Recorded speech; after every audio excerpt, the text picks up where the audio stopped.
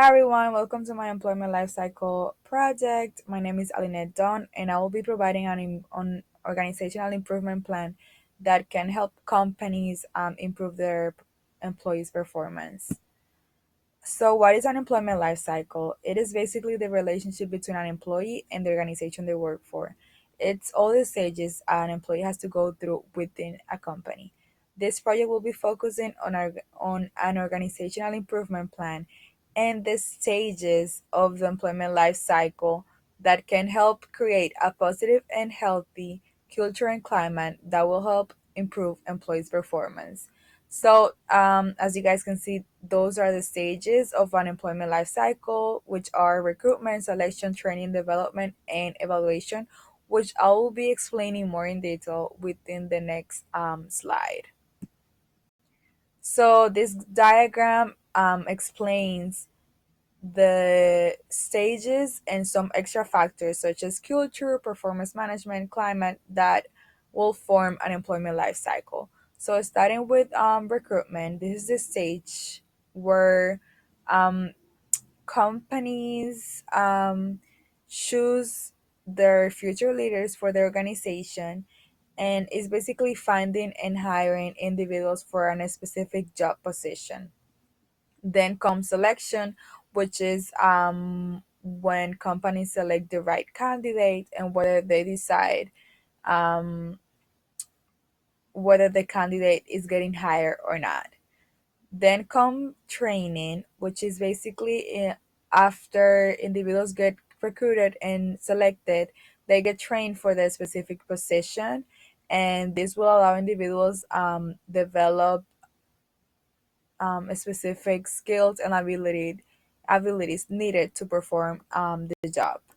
Then comes development, which is where companies encourage um, professional development, which can allow individuals increase some skills such as communication, leadership, team management, among others. Is evaluation. This is a stage where companies evaluate employees and their performance. This is a stage where the separation process happens and when some employees life cycle comes to an end due to retirement purposes, new employment positions, or due to personal reasons.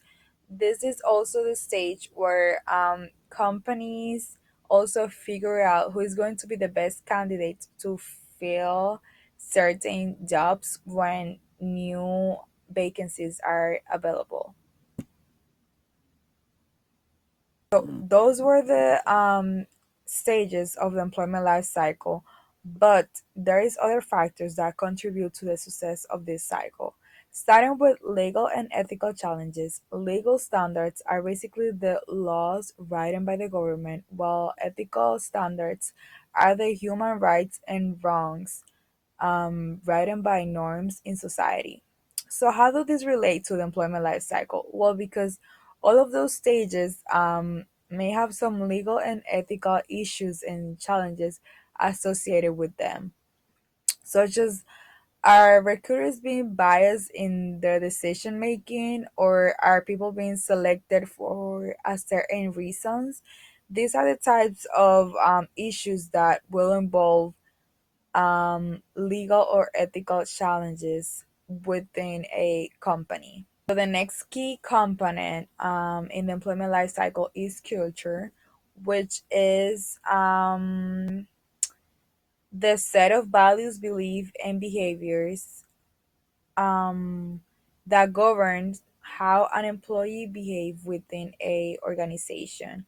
Um, Culture is like a combination of all the stages because an employee is learning how to properly behave within the organization during all the stages of the life cycle. So, something similar to culture is climate, which is basically how an employee feel about the culture of the organization.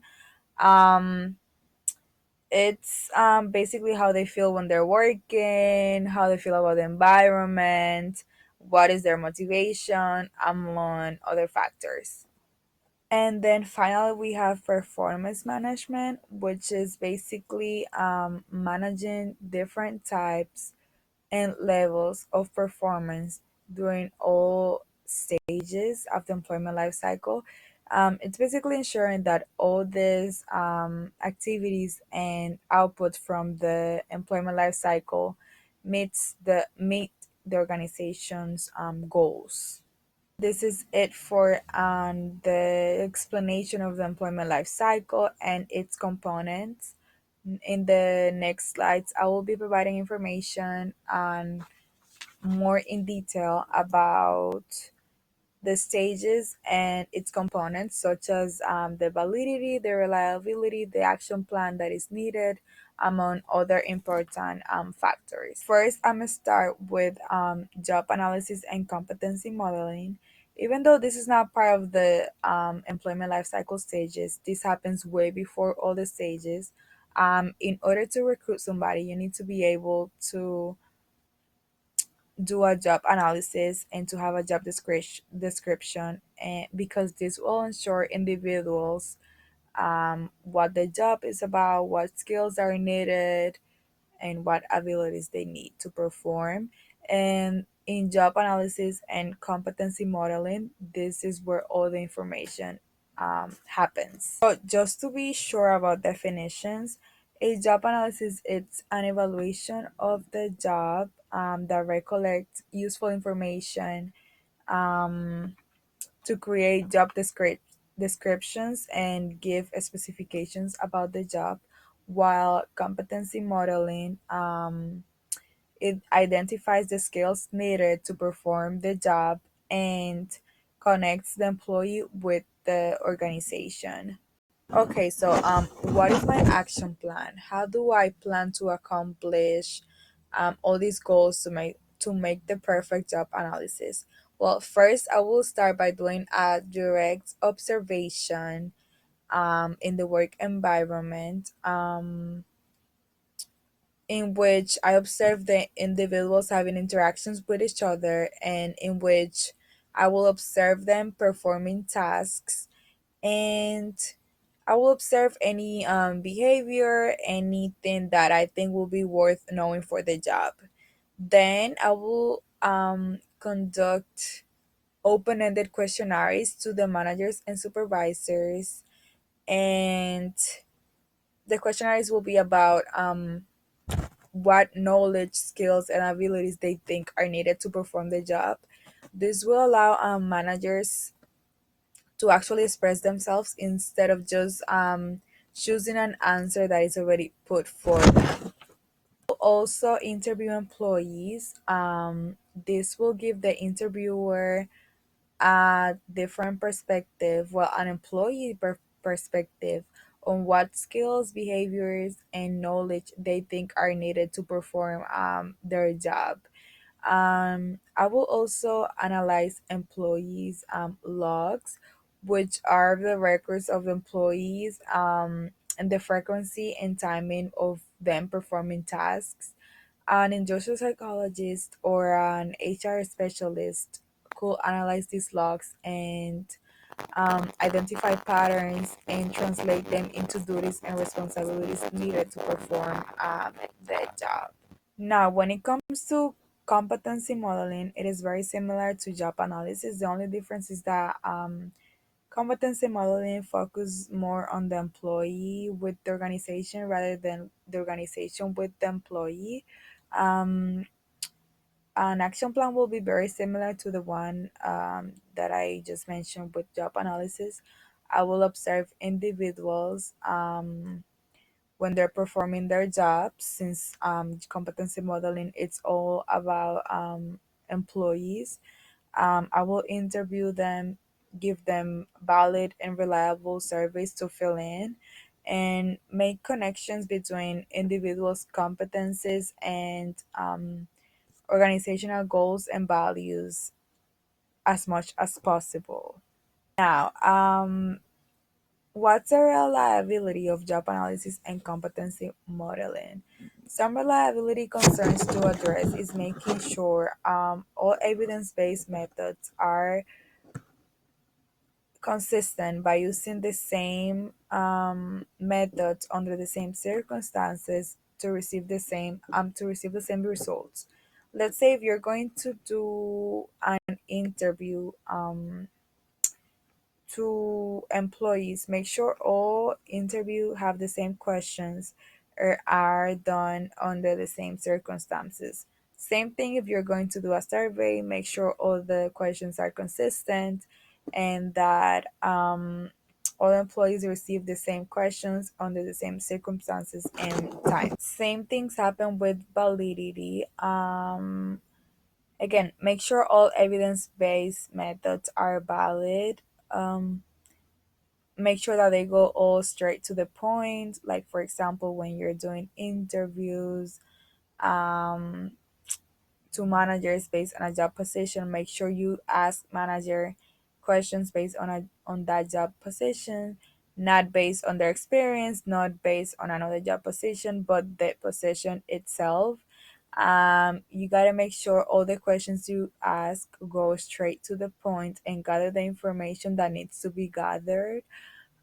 Same things goes for surveys.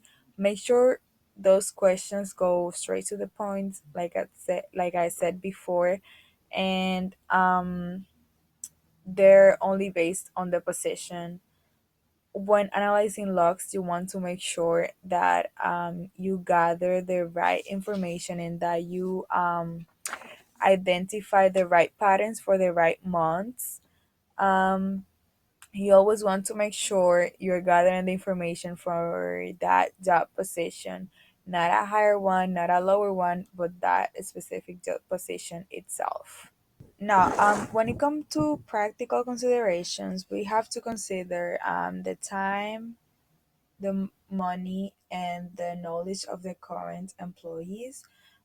This is where we have to think, is it practical to hire someone to do a job analysis based on a position that already exists but that open up again?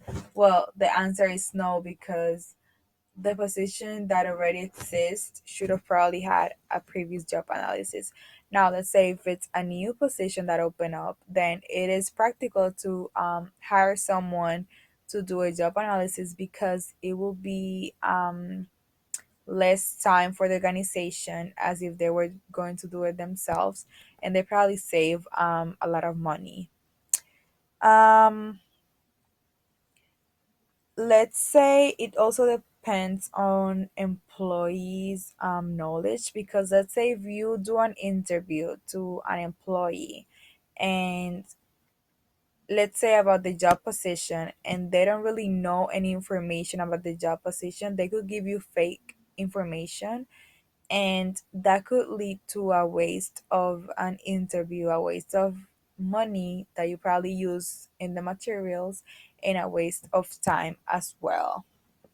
And the same thing goes for competency modeling as well. When it comes to legal challenges and considerations, you need to make sure that everything stated in the job analysis is in relationship with the employment and that somehow it's stated in the Civil Rights Act. Like, for example, if you say that in order to get hired, an employee needs to know how to count, and the actual job needs to demonstrate that the individuals really need counting abilities to in order to get the job, because if not you could get sued because you didn't hire an individual that didn't know how to count and the job didn't really need an individual that knows how to count. um what's the best way to make sure you're actually following the laws? It's to be aware of them, and if you don't really know, and if you're not sure, just ask.